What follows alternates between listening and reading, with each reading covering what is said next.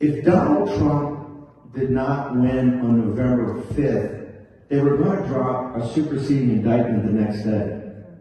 Donald Trump, the indictments of Jack Smith came to 300 years in prison, and they wanted Donald Trump to die in prison, just like they want President Bolsonaro to die in prison, just like they want President Yoon to die in prison. The stakes were playing, we couldn't be playing for higher stakes. And they don't think they've lost yet. The deep state, the administrative state, what's happening in this very city. Next door we have 600 volunteers who are the tip of the spear of the precinct strategy and getting out the vote. And they're geared up. Why are they here a day early for CPAC, which is their big annual gathering? They understand we're still at war.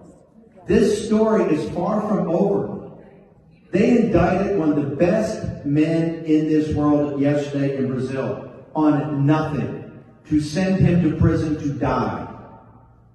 Just like they want Trump to die, just like the Chinese Communist Party wants you to die.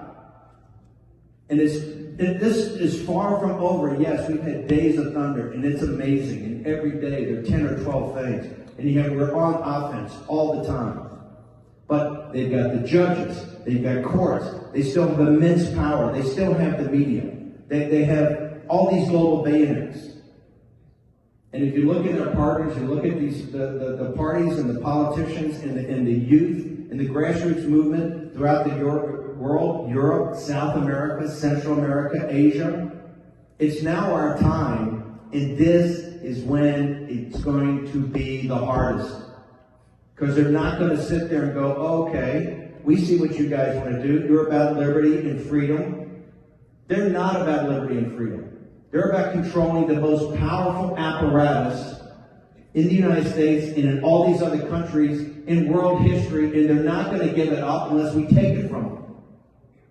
And when we take it from them, we then have to execute on that to make sure we deliver on the promise of liberty and freedom. And that is a grind every day of the week. That's why I'm proud to be here at CPAC. And I'm proud to see the people that come consistently.